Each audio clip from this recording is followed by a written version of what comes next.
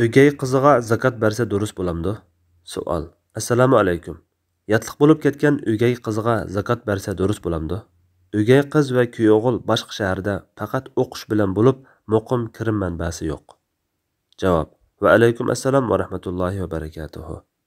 Barliq hamd sana Janobi Allohga bo'lsin. Shundaqla payg'ambarimizga, oila taobatlarga va uningga toki qiyomatgacha ergashganlarga durud salomlar bo'lsin.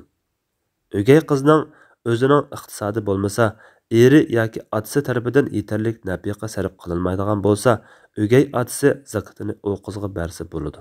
Chunki u qiz o'gay dadining o'z qizi emas.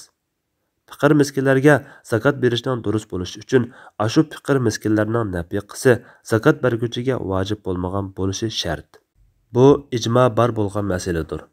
Ulamolar umum bir qoida tiklab mundaq deydi: kishi nafaqasini qilib qo'yishi vojib bo'lgan yaqinlarga zakotini bersa bo'lmaydi. Buningga asosan xotinlik yoki ota-bolalik munosabati borligi sababidan zakot berguvchi nafaqasini qilib berishi vojib bo'lgan o'z ota-ona, o'z buva-momo va o'z farzand davralariga, ayoliga zakot bersa durust bo'lmaydi. Ammo o'gay farzandiga zakot berishi durust bo'ladi. Chunki o'gay farzandining nafaqasi o'gay otaga vojib emas. Agar o'gay ota qizga nafaqa berib xabar olsa, bu ihson va yaxshilik qilish bo'ladi. Boshqa bir oilada erning qo'lida yashaydigan o'gay qizga zakot texmi durust keladi.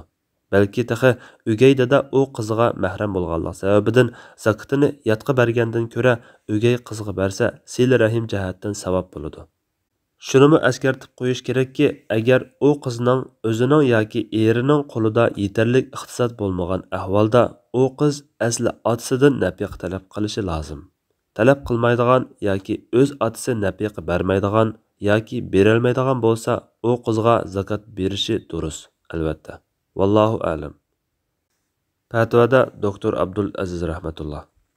2016-yili 1-oyning 4-kuni. 36 numberlik fatvo. 2-tom.